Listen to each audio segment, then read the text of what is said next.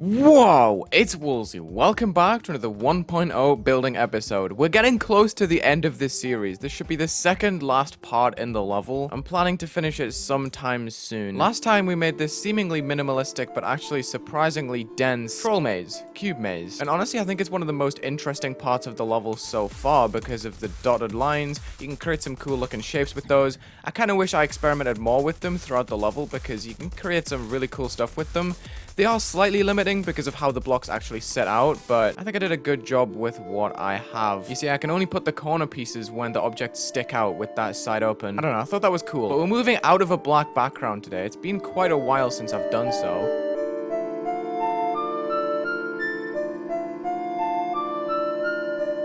Literally all it is just a drop through here. There's going to be a background trigger. Probably going to copy one of the pulses from the beginning, which was using this pale red. Like here, and then it can fade down to a gray. I'm going to have a bunch of weird structures with seemingly impossible patterns. Interesting portal stuff, I think. 1, 2, 3, and then we have a late hold into... If I do something like this, then this orb is definitely reachable as an upside down cube. And then we've got to catch the left side of this portal, maybe? That works pretty well, actually. You can maybe have a jump off of this block into this portal, but you can't jump too early, otherwise you're gonna hit your head, right? Okay, so if you hit a yellow orb while you're in a yellow, it usually cancels the momentum. So you can probably jump out of here and buffer click, so you hit this yellow... Okay, is this consistent? It is. If you just jump out there and buffer the orb, then you go through. But if not, then you hit the spike. Okay. I'm probably going to lead on to some portal shenanigans because I like the way this song slightly changes and sounds more flowy towards the drop. You know what I mean? We're moving up in the world now. And then as we move towards the drop, we're going to have a huge floating section. I'm going to do the haha funny gimmick where you hit the yellow before you go into the portal with a buffer click, like right here. Ooh, can we jump through a gap in the block, please? Then we can have another block jump into a yellow, which is going to put us in a ship portal right at the bottom. Perfect. Which is going to go into a blue portal. And that's where we're going to leave the gameplay for today. I want to see if I can complete this part, though. It's kind of long. This is way too difficult. I'm talking way too difficult. I need to nerf, like, the entirety of this part. I'm going to have to make some sort of spiky snake. Okay, that's not the way to do it, I don't think. The answer is this.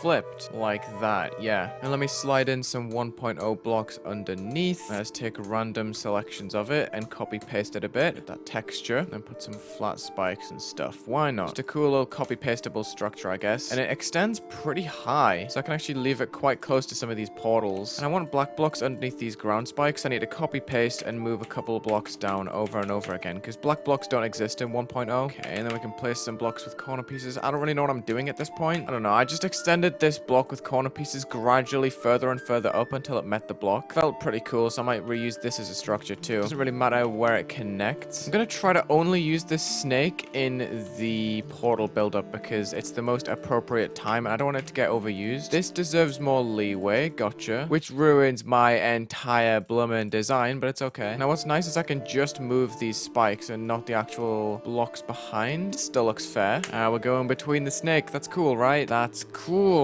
right? Not too certain of myself on this. You can barely even tell.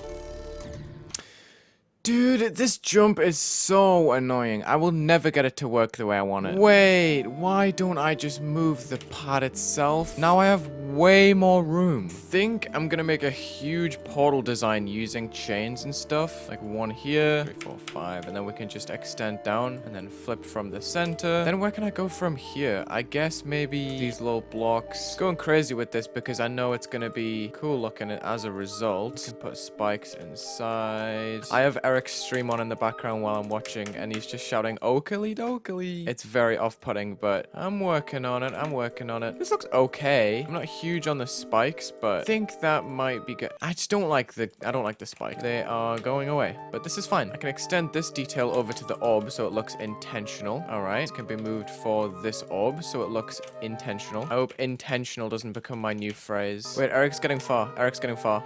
Go. No! This looks goofy on a rotation. I don't like that. I guess I gotta have 2 portal designs because it doesn't really work in here. It works everywhere else though. This is so lame. I don't like that. What I should do is place these rods instead. Let's give it a shot. Why not? I probably should have put this on a different editor layer. For that reason, I'm not gonna put it on a lot of deco. Just a couple of pieces, just so I can get an idea of what it's gonna look like before I... Yeah, see, look how far it sticks out. That probably wouldn't have worked back there. I gotta have smaller ones, I think, for these at least. The transition is fine because it's a lot more open, but this one I need to be a lot more careful with because it's gonna get way too messy really quickly because of the snakes and stuff. All right, editor layer 2, I'll say. Editor Eric yelled D's nuts. Let's see what I can get going with a bit of pillar decoration too. I'm trying to fully fledge my ideas that I don't have many of, but they're still valid ideas. Now what happens? Yuck. I'm gonna try and add these decorations more than anything first. We're just freewheeling at this point. I don't really know what else to do. So my plan is to copy paste so much that everything blends together and you can't tell which structure's which anymore. Like which structure's which type. Extending. All right, we're making progress now. This is looking a bit more built. Oh god, that part is gross. I think I need to change the colors. Flashiness. 3-stage pulse. White, red, black. Purple. And then we can... light purple, light red.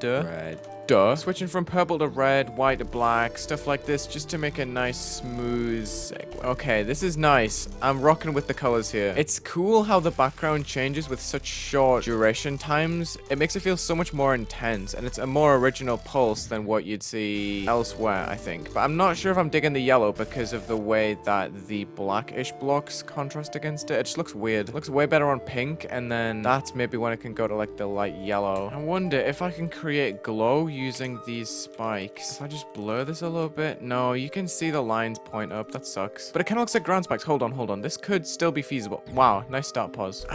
Kinda. I'll have to be pretty wild if I made it like this. Yeah, why not? Let's see if I can just use this on the ground here and there. Looks like lava with my clear colors. Wait, yo?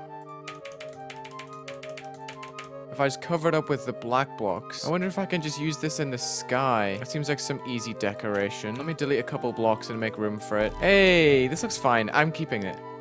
There's too many of these blocks in this part now. I kind of want to just sweep through and delete a bunch of random ones like this. Getting rid of these blocks, and I'm going to replace them with the spikes, I think, to make it more colorful. Not so sure, but just going to do it and see how it goes. It can't hurt that much. If it doesn't look good, I can always replace it with something else. It actually looks better. I like it. Let me go through with RGB. Nah, it looks cool, whatever it is, I think. Not only on orange. Yeah, this just looks better. But I am probably going to make the background black more here. Like gray and black. Because whatever the color of the background, the ground spikes are going to look good. I'm going to clutter the ground with some of these objects instead, I believe. That looks so much better. Thank goodness. Eric's gaming. Oh, Eric.